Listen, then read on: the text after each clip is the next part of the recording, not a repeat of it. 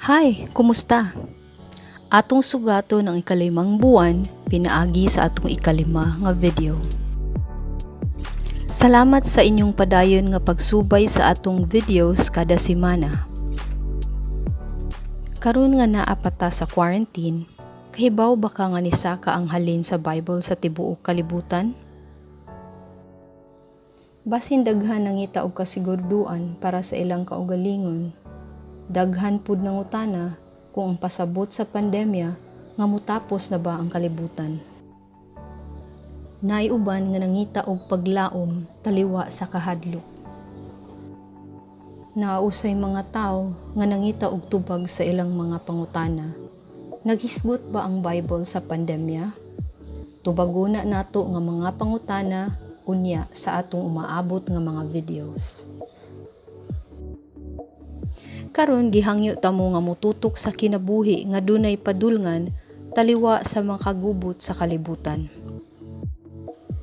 Sa Psalm chapter 1 verses 2 to 3, bulahan ang tao nga naa sa kasuguan sa Ginoo ang iyang kalipay, ug nagpalandong siya sa kasuguan sa Ginoo adlaw ug gabii.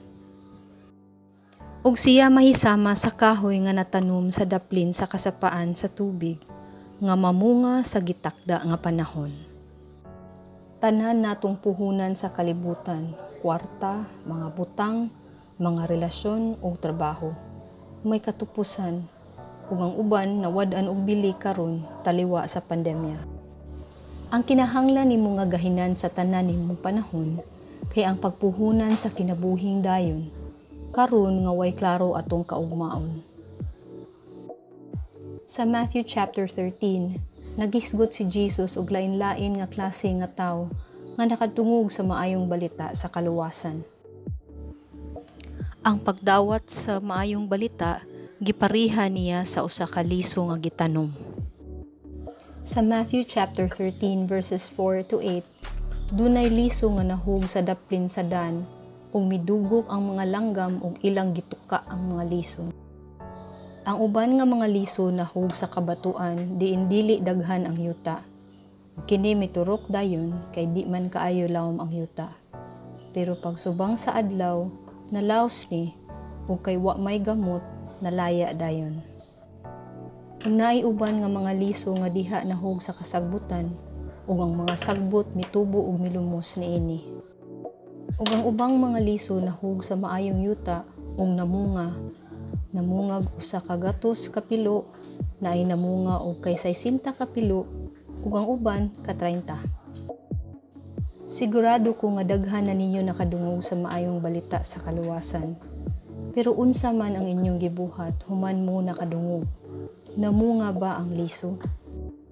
Kinahanglan mangayo ta og pasaylo sa atong mga saa, mudawat ni Jesus Christ nga Ginoo ug manluluwas, ug musubay og kinabuhi nga maghimaya niya aron mubunga ang liso nga iyang gitanom sa atong kasing-kasing. Pero tungod kay kahibaw ang Ginoo sa atong mga tawhanon nga limitasyon, nagpada siya og mutabang nato aron masiguro nga musubay ta sa dan nga iyang gihatag nato. Sa John chapter 14 verse 26, pero ang manlalaban, ang Espiritu Santo, nga sa ako nga gipada samahan, siya mao ang magtudlo ninyo sa tanang butang, ug magpahinumdum ninyo sa tanan nga akong gisulti ninyo. Parihan ako, nakadawat kog Bible sobra 20 na katuig ang nilabay. Pero naay mga tuig nga wa ko'y basa-basa ug giabog lang ni. Naapoy mga panahon nga nagunit ko pero wa ko kahibaw unsa akong basahon. Itong panahona, nangayo ko pasaylo o mihangyo ko sa Holy Spirit, nagiyahan ko unsa akong basahon.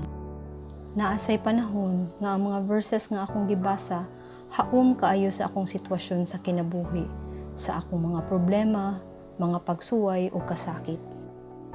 Naay panahon nga di ko kapadayon og basa, kay sakit kaayo ang mga pulong o gipakonsensya ko.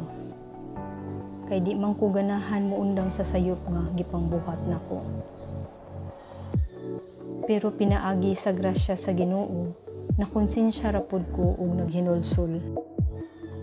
Sa Hebrews 4:12 atong mabasa, kay ang pulong sa Ginoo buhi o nagalihok nga gamhanan. Labi pang mahait kaysa espada nga dunay sulab ug muduot ngadto sa gitagbuan sa kalag ug espiritu, sa mga lutahan ug sa mga kauyukan, ug mutugkad sa mga hunahuna ug katuyuan sa kasing-kasing. Gihatagan ta sa Ginoo kagawasan sa pagpili niya o sa kinabuhi nga maghatod nato sa kamatayon. Tarong nga og pili, basaha imong Bible para sa imong kaayuhan o para sa kasiguruan sa kinabuhing dayon. Sa 2 Timothy chapter 3 verse 16, ang tibuok nga kasulatan may kapuslanan alang sa pagtudlo, sa pagpamadlong, sa pagpanulid, ug aron pagmatuto sa pagkamatarong, aron ang tawo sa Ginoo mamahingpit, masinangkapan alang sa tanang maayong buluhaton. Salamat sa pagtanaw sa atong video. Palihog subscribe sa atong channel aron makakita sa atong regular nga videos bahin sa gugma sa Ginoo.